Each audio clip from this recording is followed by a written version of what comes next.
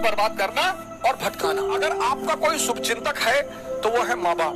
दो तीन लोगों से तो बहुत बच के रहिए जो आपके घर के खिलाफ आपको बताते हैं। आदमी को पहचानना है ना, तो उसको ये देखो कि इसके माँ बाप के प्रति कैसा रवैया है।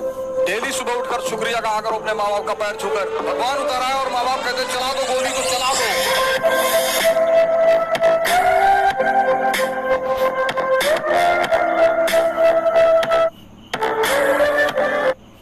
समाज में अगर कोई आपको बनाने वाला मिल जाए माँ बाप के अतिरिक्त, तो आप बहुत भाग्यशाली हैं। इस दुनिया में अगर आपका कोई शुभचिंतक है तो वो है माँ बाप, सबके साथ। लेकिन होता क्या है, वो कठोर होते हैं हमारे प्रति। जो भी शुभचिंतक होगा वो कठोर होगा, जिसको शोषण करना होगा वो मृदु होगा। जैसे पड़ोस की आंटी, उनको कोई काम है, और बेटा बबलू कैसे हो बेटा, दिखाई नहीं पड़े, बेटा हमारा आटा लिया देते चक्की से, लो। अब माँ इस तरह से नहीं बोलेगी, माँ कहेगी बदतमीज कहां मरा हुआ था।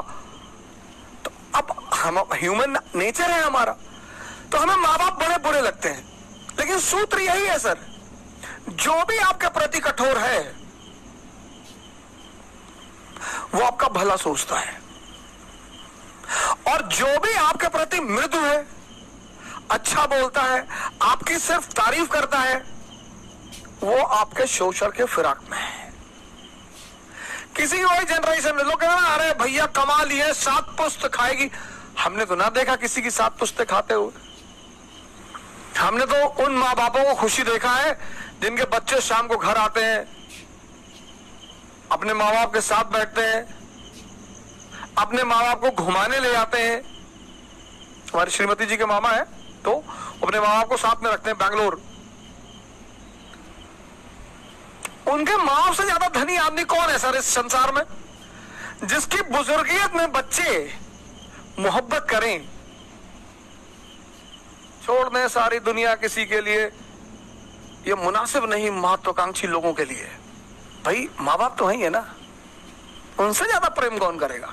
हाँ, वो अगर आपको छोड़ दें तो चिंता का विषय है सर, तब तो दुखी होने का विषय है सर। लड़की ने छोड़ दिया, लड़के ने छोड़ दिया, कोई फर्क नहीं पड़ता सर। अगर महत्वाकांक्षा है, अगर आप खुद को बेवकूफ बना रहे हैं, बहुत फर्क पड़ता है सर। किसी भी व्यक्ति का आपके जीवन में होना इस बात पे भी निर्धारित करता है कि उसने आपको राय क्या दी। और 2-3 लोगों से तो बहुत बच के रहिए। एक, जो आपके घर के खिलाफ आपको बताते हैं तुम्हारी मम्मी को ऐसा नहीं करना चाहिए। अरे मम्मी यार क्यों नहीं करना चाहिए, करना चाहिए। मेरी माता जी तो आज भी मुझे चौराहे पे गाली देके मार देती है। माँ है, उसका हक है।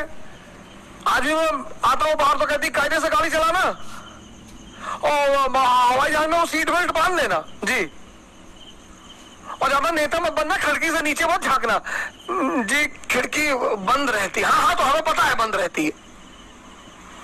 माँ है सर। 7 महीना मैं रहा ऋषिकेश में सर, मेरा अटेम्प्ट खत्म हो गया, सबने मेरा साथ छोड़ दिया सर, सबने। मैं पैसे 1-1 रुपए के लिए मोहताज हो गया। मेरे एक मित्र है, 100 रुपए मांगने पे नहीं दिया उन्होंने सर।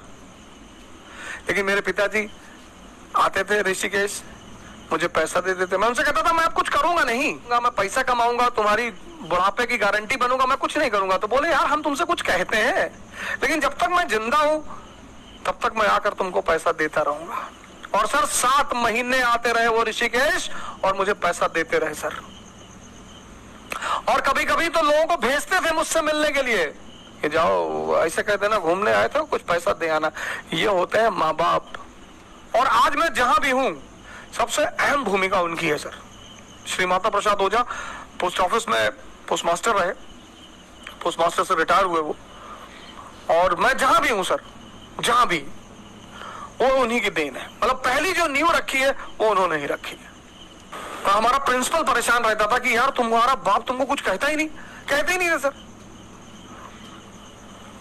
प्रिंसिपल के सामने डांट देते थे, जैसे अगर कोई बात होती थी बुलाते थे प्रिंसिपल तो उनके सामने डांट देते थे। तो बदतमीजी करते हो स्कूल में, ना कहेंगे यहाँ से। फिर कहते थे लड़का है साहब, फिर बाहर निकल के हमसे कहते थे कि पागल है तुम्हारा प्रिंसिपल। तो एक बार क्या हुआ कि फादर प्रिंसिपल ने कहा कि यार इसके बाप को इतनी हम शिकायत करते हैं, ये सुधरता ही नहीं। तो लोगों ने कहा सर आप गलत आदमी को शिकायत करते हो, आप इसकी माँ को बुलाओ सर। तो उन्होंने हमारी माँ को बुलाया, माता जी ने ऑफिस में ही मारना शुरू कर दिया। तो प्रिंसिपल को लगा कि हाँ हाँ यार पहले हम गलत आदमी को बुला रहे थे। वो माँ बाप तो कभी गलत नहीं होते, और जो माँ बाप की बात नहीं मानते वो शैतान है, शैतान। लेकिन हाँ कभी कभी ऐसा होता है कि माँ बाप हमें समझ नहीं पाते, तो लड़ने की क्या जरूरत है सर? माँ बाप से नहीं लड़ा जा सकता सर, कभी नहीं लड़ा जा सकता। माँ बाप से तो कभी लड़ा ही नहीं जा सकता सर, कभी नहीं। कुछ भी हो जाए, भगवान उतारा है और माँ बाप कहते चला दो गोली तो चला दो, फिर इफ एंड बट की जरूरत ही नहीं। ये स्थिति है माँ बाप की। आदमी को पहचानना है ना, तो उसको ये देखो कि इसके माँ बाप के प्रति कैसा रवैया है। अगर वो अपने माँ बाप को भगवान मानता है तो आपके प्रति ईमानदार रहेगा सर, हमेशा। हाँ, लेकिन कभी कभी ऐसा भी होता है, ये भी मैं मानता हूं कि कभी कभी माँ बाप भी हमको समझ नहीं पाते, तो कोई बड़ी बात नहीं है सर, उसमें झगड़ा करने का, उनसे बगावत करने की कोई जरूरत नहीं है। जो भी आपके ऊपर खर्चा करेगा वो उसकी कीमत वसूल करेगा, माँ बाप के अलावा। क्यों परेशान कर रहे हो माँ बाप को अपने?